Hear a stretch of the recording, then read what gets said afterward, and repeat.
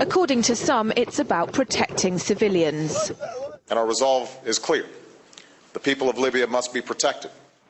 Others say it's about oil. The only reason they're interested with Libya is about the oil. You'd think we'd be in Iraq if the major export there was broccoli.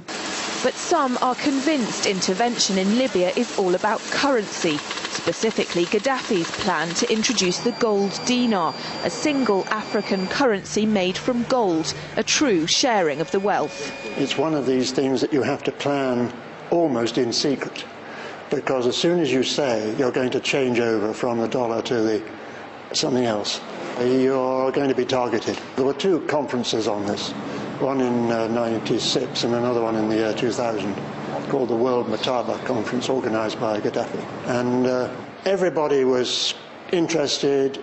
I think most countries in Africa were keen. Gaddafi didn't give up. In the months leading up to the military intervention, he called on African and Muslim nations to join together to create this new currency that would rival the dollar and euro. They would sell oil and other resources around the world only for gold dinars.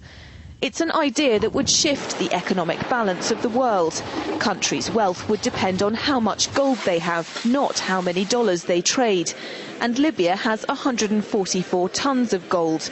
The UK has double that, but 10 times the population. If Gaddafi had an intent to try to reprice his oil or whatever else the country was selling in the global markets and accept something else as a currency, or maybe launch a gold dinar currency, any move such as that would certainly not be welcomed by the power elite today who are responsible for controlling the world's central banks.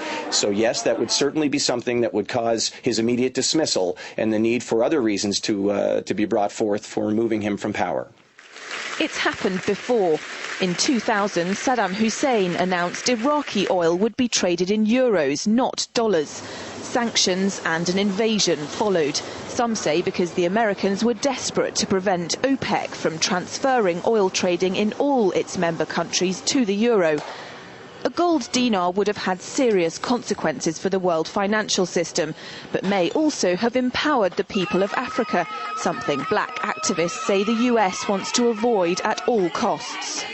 The United States should welcome the self-determination of Africans. They certainly have denied self-determination to Africans inside the United States, so we're not surprised by anything that the United States would do to hinder self-determination of Africans on the continent.